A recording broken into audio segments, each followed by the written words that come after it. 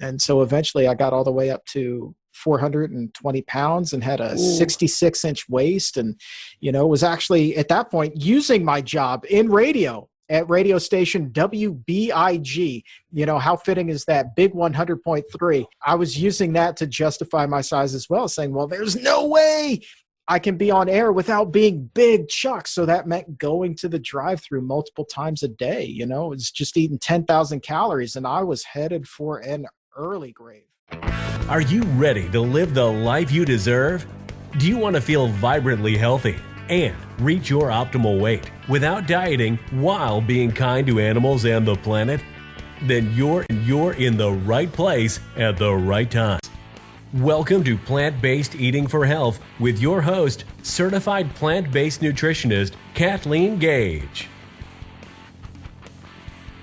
I am excited beyond words with my guest today, Chuck Carroll. I have been a fan of Chuck's since I first decided to go plant-based. Actually, I started following his story and dug deep into his journey of being morbidly obese and beyond morbidly obese. He actually released nearly 300 pounds, and he'll tell you the details of it.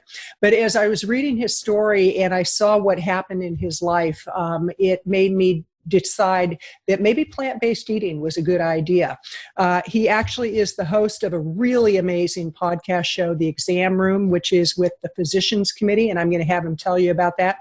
But Chuck, great to have you here. I'm thrilled, and I know that my community will be really excited to hear your story. So tell us a little bit about how you got started. Oh man, I'm honored to be here. And let me just say, I love the way that you put that. He released almost 300 pounds. I have never thought about it like that. That is extraordinary. I'm so going to use that. Someone released all that weight, because that's exactly what you're doing. It's like you're releasing this burden that you've been carrying around, that weight, that unhealthiness, that uncertain future. Like that's very powerful what you said. One for Kathleen. But, and it's so amazing because it's like when we lose something, we go out and look for it. I read that somewhere where I've been a yo-yo dieter all my life, and my highest weight was about 60 pounds heavier than I am now. And that was very limiting. I can only imagine what your life was like back then and all the changes that have occurred. So let's start with you sharing what it was like when you were carrying all that weight around.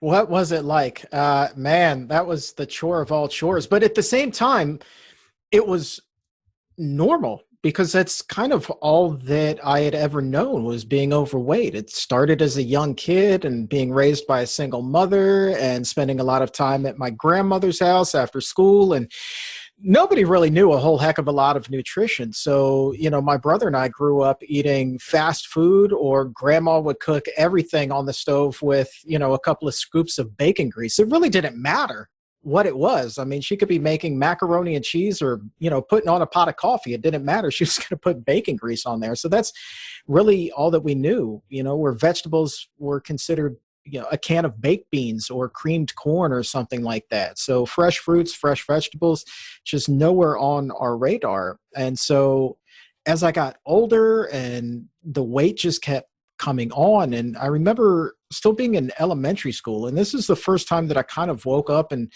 felt ashamed almost by my size. Was we had this program called Identikit, and that's where the cops, they would come in and they would, give kids these little IDs in case we ever got lost. And so they would fingerprint you and they would have you step on the scale, and they would, have all of that information right on the card there.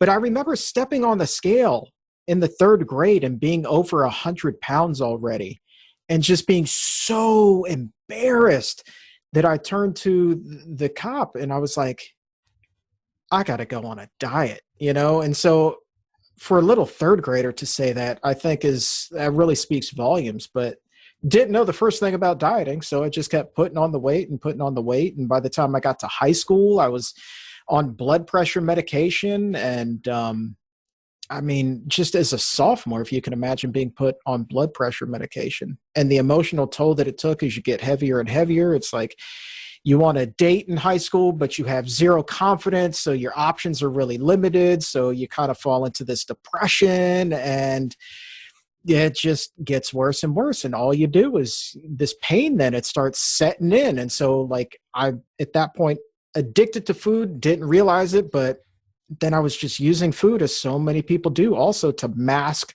those feelings. And it just got worse and worse. And so even though professionally some things were falling into place for me, where I was working on in radio, that's all I kind of ever wanted to do.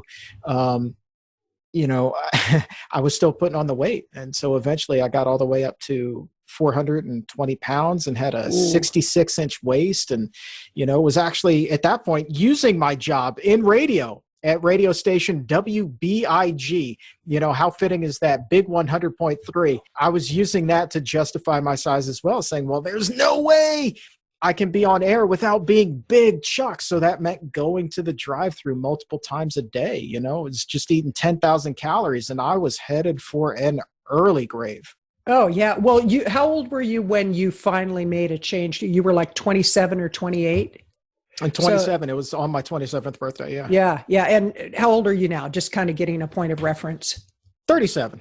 Okay, so that was 10 years ago, and now your career had taken off. You were doing great. You were definitely fit for radio, and which amazing that now you have one of the top podcast shows in the plant-based arena, the vegan community, and you have a lot of followers, and you bring on some rock star people. I mean, I've been just so amazed with the quality of guests that you bring on. But when you first decided to make this change, how many times had you tried to let go of the weight? How many times had you dieted? What were some of the diets that you did? Oh man, you know, I was Mr. Yo-Yo Diet. I mean, you might as well have just, like, you remember the Dunkin' yo-yos back in the day? That was me.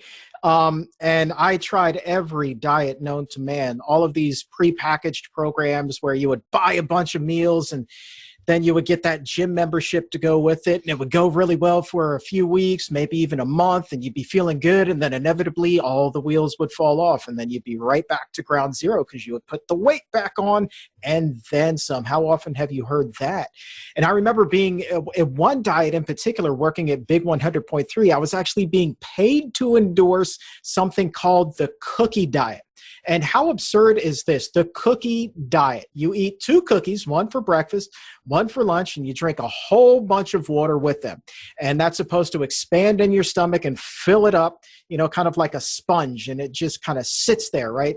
But these cookies, I mean, God, they were not cookies at all. These were just like nasty cardboard tasting pieces of blob that just happen to have a little sprinkle of cinnamon and 1 raisin in them, right? But they call these the cookies. But then on top of that, they say, well, for dinner, just eat that sensible, you know, dinner. But they never gave you a prescription or an idea of what a sensible dinner actually was. Just make sure that you eat some vegetables. Well, again, my idea growing up of vegetables was a can of baked beans, right? So didn't really leave a whole lot of room for interpretation there. And so I lost the weight because I was being paid to do it. And I just made sure that I was, you know, spending extra time in the gym. But in all honesty, like, that was the worst thing ever. And I lost about 70 pounds or so, but then wound up putting on probably close to 130. And that is what actually brought me then to my heaviest weight ever of 420 pounds. And that was kind of like, now it's time to make a change. So what was that one moment where you said, enough is enough, I can't do this anymore? So everybody kind of wants one moment, but in all honesty, it's kind of like, you ever heard the terminology? It's kind of dark, but I like it. Like, it's death by 1,000 paper cuts. It's not one little thing. It's all of these things that add up over time. It's the realization that you do have a serious problem. And that is the hardest thing in the world to admit, is like realizing that you have an addiction to food, just as you did, you know, other people do to drugs or alcohol. I'm in recovery. I've been sober 36 years. So I get that. And it was, I know the day that I quit, but it was a lot of little things that led up to it. So I get what you're saying. Yeah. And I remember, you know, and just distinctly trying to detox off of Taco Bell because that was my thing. I was spending $20 a day at Taco Bell every day, sometimes twice a day. And it was $20 worth of food every day, and to the point where they would just see my car and they would have my order ready. By the time I even got to the menu board, they would say, "Hey, Chuck, how you doing today?" And so I just remember trying to kick that habit, and then being so angry that second day, like my brain was just freaking out because I wasn't getting my fix, that I just jumped up out of bed. I was feeling ill. I was angry. I was irritable, not the nicest guy in the world to be around, but I was so filled with rage that I wound up punching a hole through the wall. And then when that didn't make me feel any better, I punched a hole in the door that was right next to it as well. And that was like a big time wake up call, but I didn't want to let anybody down. They knew like I was really trying to diet. So I snuck out then in the middle of the night, found a 24-hour drive through, got my fix, brought it home, ate every last morsel in tears as I'm eating this, and then hid all of the evidence before anybody woke up. So they were none the wiser. So that was one of the bigger paper cuts. And then the other big one was being in a relationship with someone who was ashamed, I felt, to be in a relationship with me. I had been dating this girl for over a year and asked her every day, like, can we tell your friends? Can we tell your family that we're dating? And it was no, no, no, no, no. And she didn't even want me to tell my family that we were dating. She didn't want to tell our friends that we were dating. You know, we had a lot of mutual friends. And she never outwardly admitted the fact that it was because I was so heavy and maybe she was ashamed to be with me, but that was all I could think. But at the same time, it was like, I'm 420 pounds. This is as good as it's going to get. So I just got to suck it up and take it, even though it was like being punched in the gut repeatedly, day after day after day. And then the other big one was a flight out to San Francisco. I'm on the East Coast. And so I hadn't flown in years and years and years. And I was just dreading it because I knew the seats awfully small and me awfully big. It was going to be a struggle to fit into that seat, but I hoped and I prayed that it would happen. But I remember boarding the plane that day and just everybody stopping and staring at me because I was so large at that point, and just like being able to read their faces so clearly, saying, please God, don't let this guy sit next to me. And so every row that I passed, I walked all the way toward the back of the plane. I felt these eyes upon me, and that was just like a little dagger in the heart. And I remember finally getting there and sitting down in the seat and trying so hard to buckle that seatbelt. And I remember like lifting up my flap and like trying to squeeze it underneath of the flap, and like maybe it would work that way. It wouldn't even come close. So I had then to get up, walk all the way again to the front of the plane, see those stairs, ask for a seatbelt extender, and then walk back, seatbelt extender in hand, to my seat so that we could take off. And that was another one of those big paper cuts. That was so a big paper cut. Yeah. Yeah. So many instances like that really added up to that breaking point.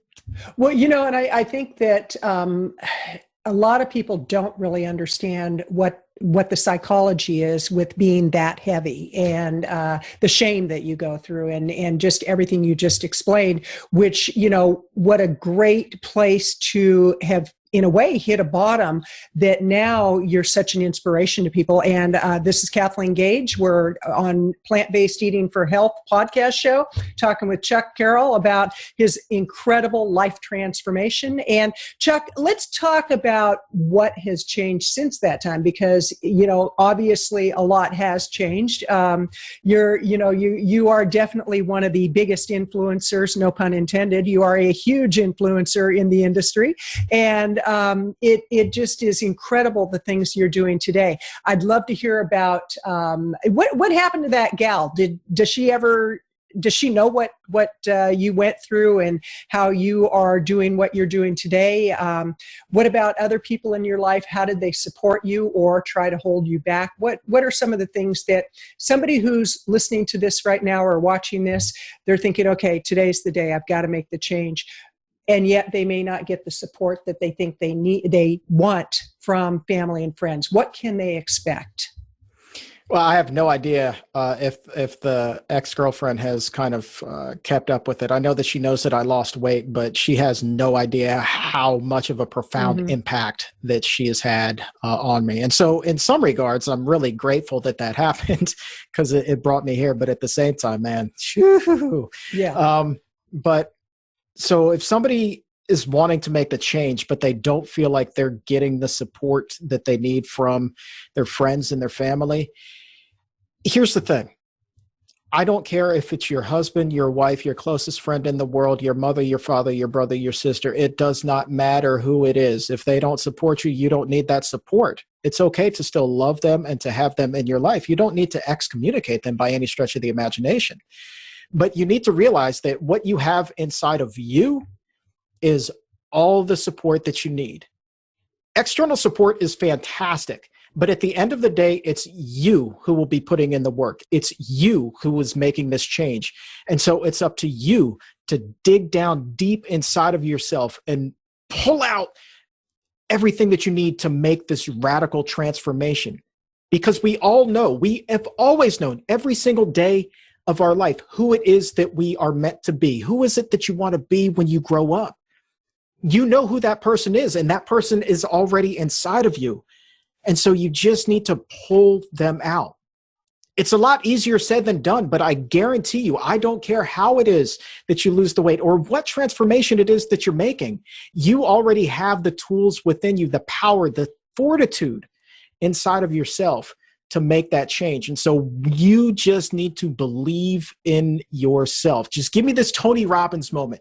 You just need to believe in yourself and know that it's not always going to be easy. And you're going to have days when it absolutely sucks. And you're going to want to just go reach for anything that you have in the pantry, chips, Tostitos, it doesn't matter. You're going to want to go to the drive-thru. You're going to want to eat that pint of ice cream, whatever the case may be. But it's a lot easier to stay on this path, and the satisfaction that you get that comes with overcoming those cravings and being able to cope with that bad day. It's so much better to be able to do that than to have to hit that reset button and do the yo-yo dieting again and again and again. Because no matter how bad your day is, no matter how intense those cravings are, there's always going to be tomorrow. And to quote Annie, tomorrow's always a day away. Tomorrow. Well, it's so interesting because you brought up a memory for me of when I quit drinking and doing drugs. I got a sponsor in a 12-step program. AA was the program. And I was very addicted to pot. I was addicted anything that could alter my state. I was addicted to. And I was probably about 6 months into the program. And one day I couldn't take it anymore, I thought. And I wanted to get high. I wanted to drink. And I remember curling up in a ball, literally in the fetal position in the corner, just dripping sweat of like, I've got to get a fix. I've got to get a fix. And something inside me said, call your sponsor. So I dialed the number and I was crying and I said, I just can't do this. It's not worth it. Nothing major had happened. It was just one of those emotional days. And she said, here's what I want you to do. I want you to walk to my house. She was about a mile away. And I said, well, I'll just drive down. She goes, no, I want you to walk to my house. I said, well, why would I walk to your house when I can drive to your house? She goes, I want you to walk to my house. And it was basically, she was saying, here's the key to success. So I walked to her house and we had a conversation, and she was cooking dinner. She invited me for dinner. She let me wash her dishes. I washed the dishes. We had a conversation. And by the time the evening was up, she said, how do you feel now? I said, I feel great. And she said, and that's how it's done. You just don't take that first drink. You just don't take that first drug. You just don't take that first taco, whatever it is that the addiction is. And I think a lot of times people don't realize how addicting food can be. With the changes that you've made, what actually was the process when you started the change and you started eating healthier? Did you make the change all at once, or was it a gradual process? And what does a day today look like for you with your food? So the change was very much overnight. I know for some people it kind of, differs, and some people like to taper off of things. Other people are just, let me just do a cannonball into the deep end and we'll be good to go. For me, I'm more of a cannonball guy, but still, I was so desperate to lose weight that I actually wound up having weight loss surgery. And so, you know, I remember thinking though, like, this is going to be just another failed diet because I'd had family members who had it and then put all the weight back on and then some. And I had friends that were in the same boat. And I remember seeking referrals to the very surgeon I had from a friend who had lost a lot of weight, but then put it back on. But I was like, at least I could go to my grave saying that I tried everything, right? But I felt like so just rotten when I woke up. It was like a switch had been flipped in me. And from the procedure, I felt like I had literally been hit by a truck. And it was just like, that's it. I'm not doing this crap anymore. And I did not use the word crap. I remember just being, you know, high as the bejesus on whatever painkillers they gave me and just like going on this tirade that made, you know, the nurses blush about how I was done eating garbage. And I remember being discharged from the hospital the next couple days later, and I had some family members bring me just a black cup of coffee from McDonald's. And just seeing those golden arches made me so freaking angry that I was just like, that is what put me here in the first place. I want nothing to do with it. I get those arches out of my freaking face. There's no such thing as a Happy Meal. You know, Ronald McDonald can suck it for all I care, you know? And so, you know, I just kind of remember having this epiphany, like, why would I go back to the same things that put me here in the first place? So even though it was just a black cup of coffee that maybe had 5 calories in it or something like that, it represented something so much more. And so the surgery gives you this 3 to 6 month window where you physically can't tolerate those high fat foods anyway, or else you're going to get violently ill. And so I really used that window to go through that detox that I was never able to push through. And so people ask, well, isn't the surgery a cheat? I was like, nah, bro, because the surgery sucks. And you can look at the statistics. People put weight back on just like they do with every other diet, but it does give you this window.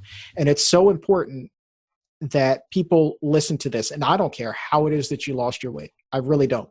This is the most important thing. You talk about the key for you, just pushing through and not taking that one drink, you know, not giving in. I tell people you come to a fork in the road with every diet. I put diet in quotation marks. Anybody can lose weight and arrive at this point. And you can turn left and you can keep on going in the healthy direction that you've been going and finally pull that person out of you that you've always wanted to be, have, you know, all of your health dreams just kind of fall in place, get that surge of confidence. Who knows where life's going to take you? You're going to be feeling great. So the journey's going to be pretty epic. So you can go left and go in that incredible way, or you can turn right and go right back to the way that you were. And a lot of times people don't even realize when they've come to that fork in the road. But for so many people who are addicted to food, they have this problem, like you're just wired some more than others, that you can't handle it.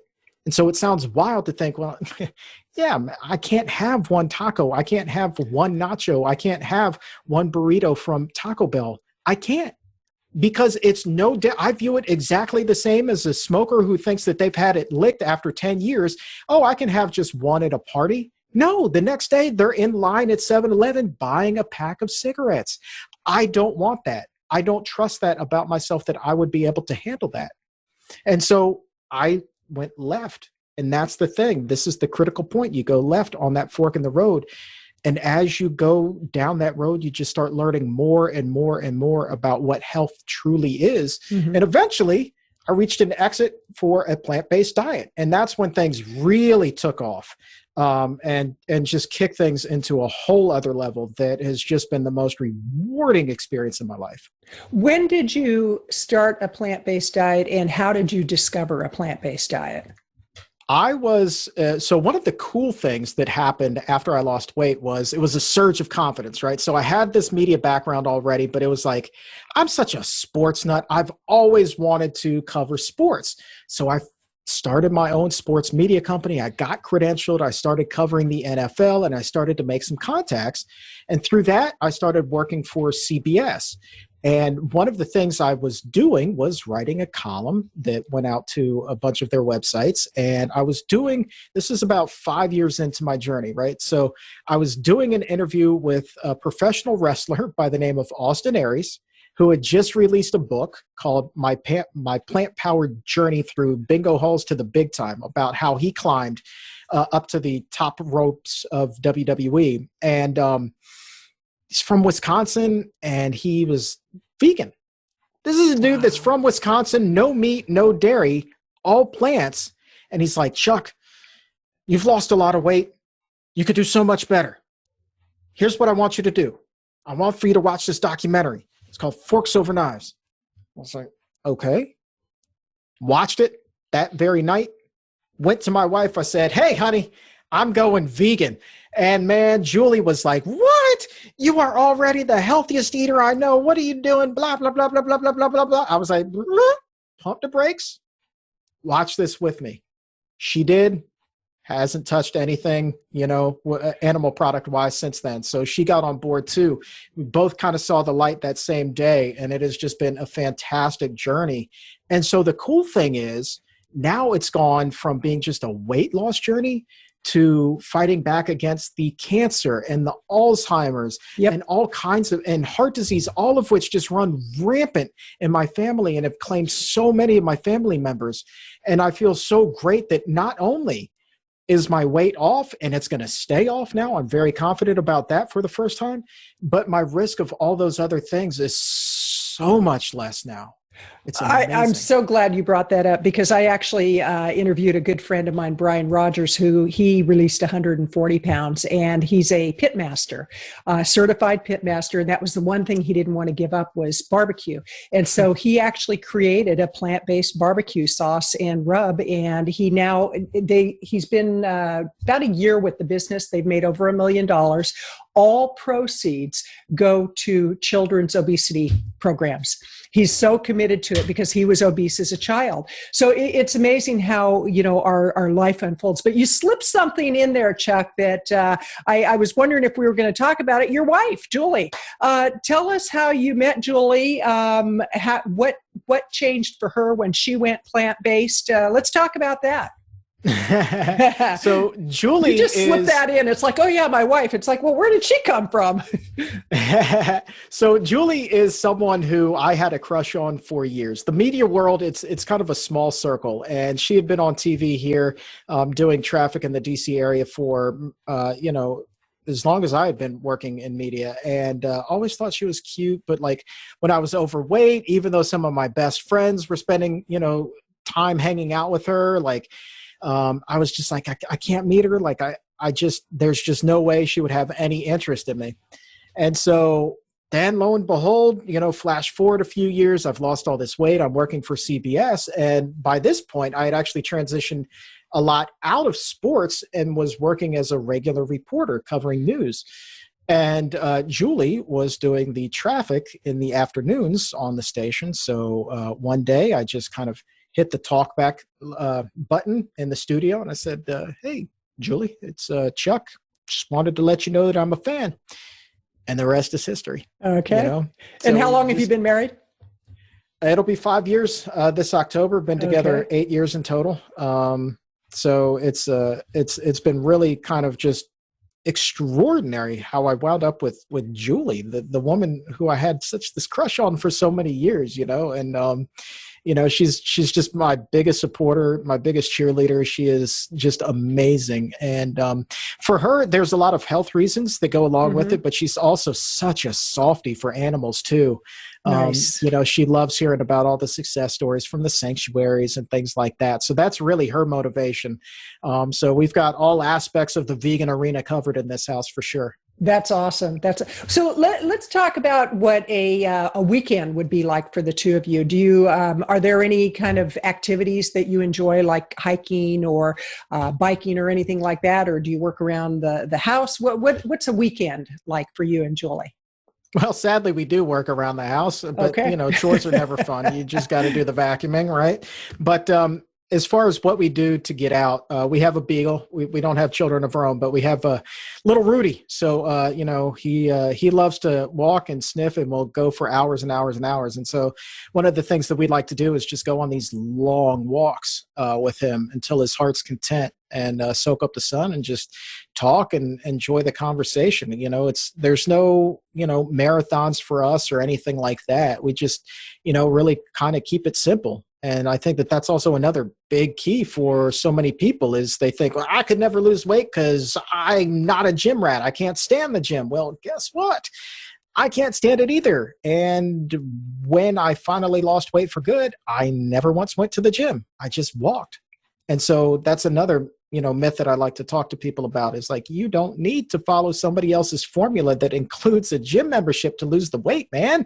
It's like, just put on your sneakers and go for a walk. Right. Well, I have a really good friend that she's going on a run with me Saturday. It's her first run ever. And I did my first marathon at 61. And then the next year I did another marathon. Then I did a triathlon. Then I did, I forget what I did for my 65th. And then this year I decided I'm not doing anything. I just had my 66th, and it's like not doing anything except just enjoying life. So keeping it simple. But I walk with friends and I run with friends. And my friend Sean, we were walking the other day. She's dropped about 30 pounds in the last year just from walking, and she's being influenced by my plant-based eating. She's trying all these different recipes. She did a real nice cleanse with plants, and she said, I have never felt this great. So we're doing our first run together on Saturday. So it's kind of exciting to watch that change. But I'm talking with Chuck Carroll, who is with the Exam Room. And Chuck, I'd love for you to talk about the Exam Room. How did you get involved in that? And you have brought on the rock stars of the plant-based world. So talk to us about your show and how people can find you. Oh, yeah. This is just the thrill of a lifetime. I remember just a couple years or so after it wasn't even that long, after Austin Aries had convinced me to go vegan, just being familiar with PCRM because they had reached out to a football player, myself, a few years earlier, and wanted to know if we would help them out with a PSA. And so that's when I first became familiar with them. And then I was just like, I'm tired of reporting on death and destruction. And like, I just need to bring some good news to the world.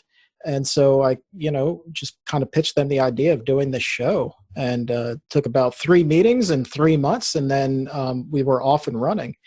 And so it's just been the thrill of a lifetime to be able to share so many other inspirational stories and talk to, a virtual who's who of the preventative medicine community, the plant-based community. Getting a chance now to do a daily live show with Dr. Neil Barnard is just like mind-blowing to me. And then having, Dr. Michael Greger and T. Colin Campbell and, so many others who have just been so gracious with their time, and getting an opportunity to really know these guys is just, it's really so great. And the best part about this is getting emails from people who are like, thank you so much for sharing your story and doing that interview. I learned so much. You've inspired me to make changes in my own life. And now I've lost 30 pounds, 40 pounds and, feeling great. And I got a long way to go, but I know that I'm going to be able to really do it this time. And it's like, I know that they are too, because it's that plant-based diet. You know it as well as I do. Like, this Absolutely. is the one diet where you don't have to worry about yo-yo dieting, man. That string has been cut and you are just clearly on a path to lifelong health. It's fantastic. Well, it's so amazing how the weight literally melts off. I mean, when I did it more for inflammation because I had hit an age where inflammation is pretty common. And it's so interesting as we look at the thought processes that we have, or the beliefs we've been led to believe are just part of growing older.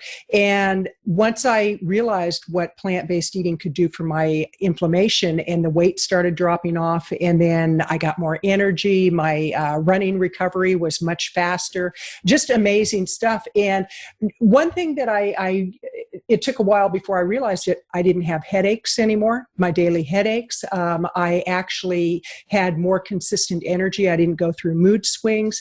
And I'm so grateful that right now with what's going on with COVID, that I'm not eating the way I used to, because one, I'd be at a much higher risk for complications should I get the virus. And two, I would probably be stressed to the max, like I'm watching people stress out and they're walking in fear. And when you think of how life used to be and how it is today, what do you think life would be like for you with the COVID virus if you had never made the change? Oh my gosh. Well, the first question is, would I even be here? I was putting on Bingo. weight so quickly that, I was going to quickly size out of the big and tall catalog. I had a 66-inch waist and they really only went up to a 70, maybe a 72-inch waist. And I would have hit that within a year for sure. So then what? I would have been housebound and not doing any sort of moving around.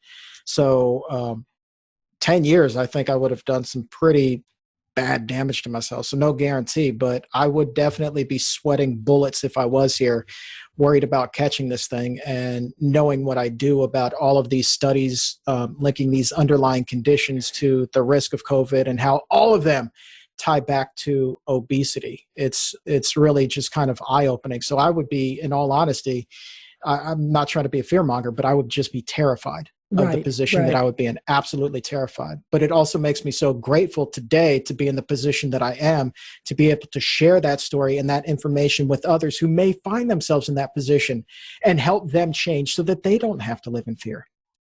Well, and you're such a great role model of what is possible, and that you have become a different person. It was like that person inside of you just waiting to come out, and finally you gave that person the opportunity to do the work you're here to do. Which, with the whole thing with your wife being very into the saving of the animals, what's your take on the whole thing that's going on with factory farms being shut down? And how do you think we as a community in the plant-based movement and the vegan movement, how can we actually ride the wave to educate people without jamming it down their throat, but to let them know that there's a reason factory farms are shutting down, and it's not just about the health, but it's about the animals, it's about the environment. What's your take on that? Nah, you can't be too preachy. Nobody likes somebody that's in your face and obnoxious about it. So you have to be subtle with the deliveries, right? So right now people are kind of, they're scared, right? But their eyes are getting open. One of the things that we've talked about on the Exam Room Live is that, the trends for plant-based products, they're just trending upward and upward and upward. And we're seeing more and more sales and expansion of all these plant-based products right now, which tells me that people are interested. And it goes beyond just the fact that there's meat shortages at the moment because these plants are being shut down because of outbreaks among employees. So you've got their attention. And I think that one of the best things that you can do is take it a step beyond weight loss, right? So I think that if you approach somebody who's overweight and you tell them that they need to lose weight, that's going to sting, right? That's going to bruise their ego. They're automatically going to put up the wall and they're going to shut you down, right? But if you come at them and they're like, this plant-based diet thing, it's pretty cool. I didn't know at first, but it also lowers my risk for cancer or diabetes or Alzheimer's disease, whatever the case may be, right? And so that then can tap into that person's why, because I guarantee, as prevalent as those diseases are, they have somebody that they love in their life who is afflicted by that. And so when you're handing them those conditions that are, very rarely talked about, when you kind of compare that to the weight loss aspect of it, they're like, oh my God, that can help with cancer? That can help with Alzheimer's? That lowers my risk. That's going to pique their interest. Right. And so that's the route that I take. And then the weight loss stuff kind of comes second, because we don't want to make anybody feel like they're bad or they're wrong. Right. We want to help people. And so you tap into that why. You tap into that emotional part. Well, yesterday, a good friend of mine, she posted something on Facebook about Campbell tomato soup, and she said, milk or water? And only two of us put that we don't do any dairy products. So the answer would be evident, other than I don't do canned soup. But it was shocking how many people just went into this whole thing. Oh, milk, I couldn't do it without milk. I have to have half and half. And I really wanted to jump in and say, don't you guys realize what you're doing? And instead, what I did this morning, I get up really early, 4 or 5 o'clock, and I sat down and I just said, okay, give me the words. And I put together this, what I consider a pretty good blog post about the dangers of dairy products. And I actually quoted Dr. Neil Barnard in it about what his book, what is it? The Cheese Factor? What's the name? Cheese Trap. The Cheese Trap. And, so rather than jumping in and reprimanding people and saying, don't you realize, because they obviously don't, I thought, I'll just put an information piece together. And that's what I love about what you're doing in the way that you're raising awareness in, one, an educational way and a very entertaining way, which really leads into my next question, Chuck. Where do you see yourself going with the whole movement of plant-based eating, of the plant-based world, of the vegan movement? Where do you see yourself in 5 or 10 years? Man, I haven't given that any thought, because I didn't think I would be here either. Well, so there you go. I'm just kind of riding the wave. I mean, I would love to, still have the exam room going and that just be as big and inspirational as it could possibly be. But I think no matter what it is that I'm doing, I just want to be able to reach and inspire people on a large level. Like, I love broadcasting so much. That's always been my passion. And so to be able to combine that with inspiring and educating people, like no matter what I'm doing, it will be on those levels. Mm-hmm. So there's just going to be more inspiration and more flapping of the gums, and it's going to be fantastic. What about a book? Is there a book in your future? I mean, there might be. Oh, well, I think there should be. I think there should be. As an author myself, I know the power of a book, and I just, I would love to read your story. I think you're a phenomenal person. You're doing a great job. I don't think you realize how many people's lives you've actually changed, you've transformed, and you've saved. So I want to say, Chuck, it has been truly an honor and a delight to have you on the show. I so appreciate what you're doing in the world. The animals thank you. Your wife thanks you because she knows you're going to be around for a long time, so just don't irritate her. I don't care what diet you're eating, man. That's a whole other podcast. That's a whole other conversation. But in closing, first of all, how do people find you, Chuck? And what would you like to leave the listeners and viewers with? Yeah, Twitter and Instagram at Chuck Carroll, WLC. The WLC stands for Weight Loss Champion. Nickname actually given to me by an NFL player after he heard my story. So that's not self-braggadocious. I wear that one with pride, growing up such a sports fan and then having a player, give me that name. It's like, wow, that's pretty cool. So find me there. And then also tune into the Exam Room podcast by the Physicians Committee. You can check that out on Apple Podcast or really wherever you can get your favorite shows from. We're right there. Go ahead and hit that subscribe button. And then new as of last month, this is something that we started in response to the pandemic, is the Exam Room Live, which is every weekday, Monday through Friday at noon Eastern on the Physicians Committee's Facebook and YouTube pages. It's just a live, about half-hour, 40-minute truncated version of the podcast where we get in like really timely daily news updates, the latest research, and then a whole bunch of information on how people can kind of, implement some changes in their life. And then, we'd like to inspire as well. We do a lot of Q&A with viewers. It's really great that they get an opportunity to ask a lot of our doctors, including Dr. Bernard, questions live on the show. So having that interactivity on a daily basis is just phenomenal too. So those are the places to find me. Fantastic. And I really do hope that you guys check us out. Well, we'll be sure to put all the links in the show notes. And again, thank you so much for what you're doing in the world. You're making a difference, and go out, have a wonderfully healthy day. This is Kathleen Gage with Plant-Based Eating for Health podcast show. Go out, live large.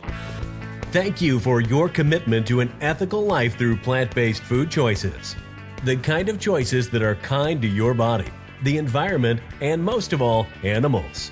Be sure to leave a review and rating of the Plant-Based Eating for Health podcast show.